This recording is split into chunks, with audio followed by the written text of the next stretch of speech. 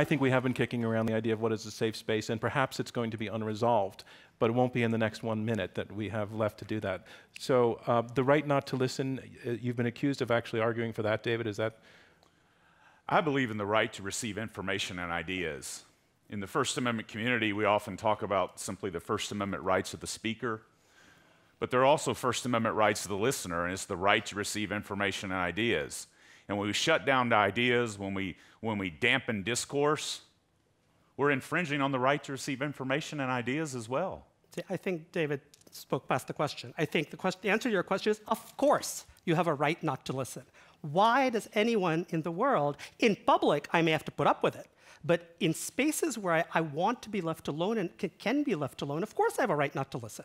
Right? I mean, someone comes to my door and knocks and says, I'm going to give you a 20-minute lecture on white supremacy, I'm going to close that door. Right? I'm perfectly within my right. I mean, or any idea I don't want to hear, right? Which is not to say that person does not have a First Amendment right to participate in public discourse in public places, but I don't have to listen to them, even when they're speaking in a park. I don't have to stop and listen. That would make the First Amendment a bludgeon. But that's fundamentally different than a safe space that shuts off ideas in the first place. And yes, you do have a right not to listen. Justice John Marshall Harlan referred to it directly in Cohen v. California, which I've already mentioned. He said, avert your eyes.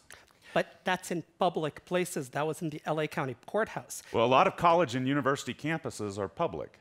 Right, but no. But I'm saying that college campuses can be segmented, right? I'm not suggesting that the square in a college campus can be converted into a safe space. Here's the thing, Ash.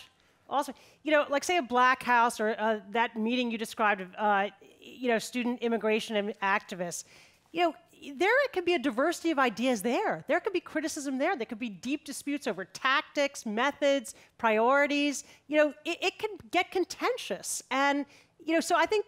Absolutely, freedom of association, you can associate it on any basis, but that doesn't mean ideas are excluded, arguments are excluded, criticism That's what we're excluded. saying. That if you can have an African-American house, you can have a Hillel on campus, and the fact that you go there to talk to people who share some of your ideas doesn't mean that all ideas are excluded there and that there's no freedom of speech. Right, but then you're not free of the danger of retaliation or attack. I mean, that can happen even in these closed spaces. Well, disagreement is not the same as retaliation and attack. You have disagreement and you have the exchange of ideas, but you do so within a border.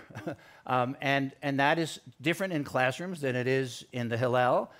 It's different in the chapel. It's different Sunday morning than it is when the chapel is used for something else.